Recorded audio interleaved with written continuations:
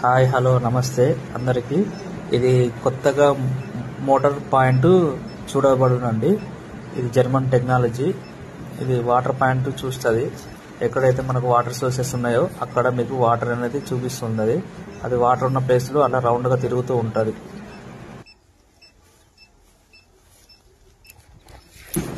ఇక్కడ వాటర్ ఉన్నాయి, అందుకే పాయింట్ అలా తిరుగుతున్నది. అక్కడ వాటర్ పాయింట్ మిడిల్లో ఉన్నది. ఎగ్జాక్ట్లీ అదే లొకేషన్.